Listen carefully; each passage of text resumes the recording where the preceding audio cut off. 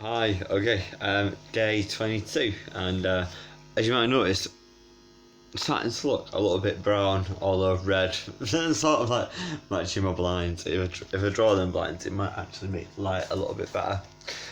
Just whilst obviously we talk about yesterday, and here we go, and what happened. So basically, as I was saying, I went to go and rebuild bridges with Banana because we'd fallen out. I'd gone under in a house and all kinds of stuff, so it was terrible.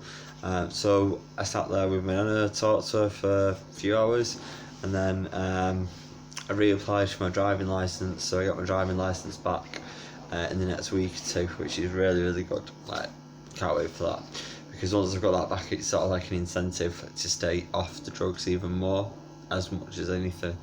But my video today was to describe the medication that I've been now prescribed off the doctor, and this is a community sort of detox before I go into a rehabilitation and detox unit in a hospital.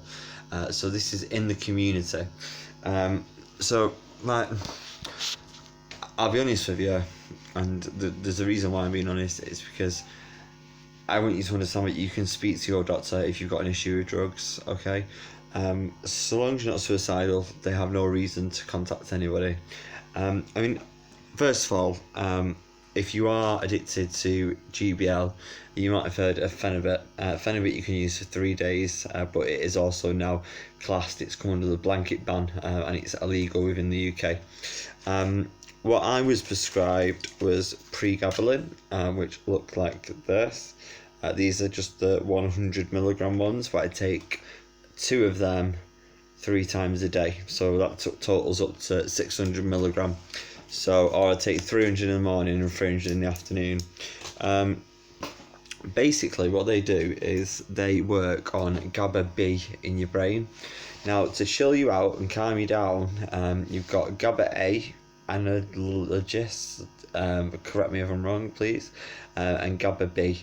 Now, pregabalin work on GABA B, which is less intoxicating. It's a less intoxicating side of calming your central nervous system. So that's eventually what it does. It's the GABA is the chilling. GABA A is more for the intoxicants like alcohol, diazepam, G. They all work on GABA A. So to come off G with no withdrawal, you can use pregabalin, and what that will do is it will stop the withdrawal, the shakes, it will reduce the anxiety massively, especially if you get a high whack of them. So I mean this, on 600 milligrams, they started me off on 75 milligrams a day, and I had to go up. And then I've got diazepam. So these are the ones off the doctor, the real ones, 5 milligrams. I'm due to take 25 milligrams of those every day. I also have my own, but I source from somebody. It's called Valium, and they're just the same as the others. Put them under my tongue, they taste exactly the same. They're 10 milligram, and I'm taking additional ones of those, as well as these as well, which are also diazepam. They are real, well, these are 2 milligram ones, and that basically stops the come down of the crystal meth.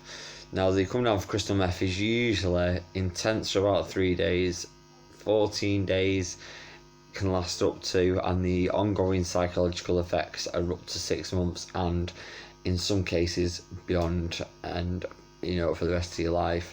We'll talk about, once I've been through my counselling, quite happy to talk about my mental health side, but at the moment I don't really feel that comfortable with talking about my mental health. So that's what I take during the day, and that's just to cope. At night I take these, which is 30 milligram of wrong way. Oh wait, it's 30 milligram of metazapine. Take that, it makes me slightly drowsy.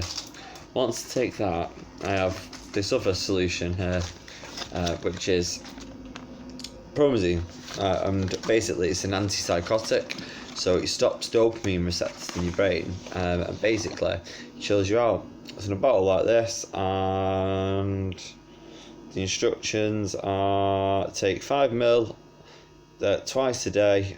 So that's what it is. Take 5 ml twice a day, and basically that as well is to relieve anxiety, but also the main thing is for it to enhance sleep and sleepers. Now I've got my sleepers off the doctor, which I've been obviously given, I think I've 7 of those I've got, but then obviously I have to source my own sleepers, which I know the Sandox, the real sleepers. And that is just really then to get to sleep, because obviously insomnia is a part of the crystal meth sort of come down, and G fucks you up. G for me is personal. I got very drunk one time whilst trying to come off it without medication, and whilst I did come off it, I was absolutely pissed out of my head. I went to a friend's flat. He had G there in a bottle. I drank it straight, and I went into a coma for 9 days. So it's serious, like. So that's why I'm on these medications. This is why I'm taking additional ones. This is why I'm making this story. I think that I'm 24, and I got into this a few years ago, and it's literally Tina Turner, because that's what we call crystal meth, Tina. It's Tina turned my world upside down, like quite literally, upside down, inside out, and round and fucking round, swear to God. But yeah, thank you for checking out this video. You get an understanding now of my meds, and one last one is just a painkiller for naproxen, which basically takes the pains and the aches away, because obviously if you've been on it for so long, or if you're an addict yourself and you've been on it for a long time, you'll experience a lot of pain when you come off it, and you're lacking motivation because of the pain. So naproxen really help. Anyway, thank you very much for watching, and I'll catch up with you soon. Yeah.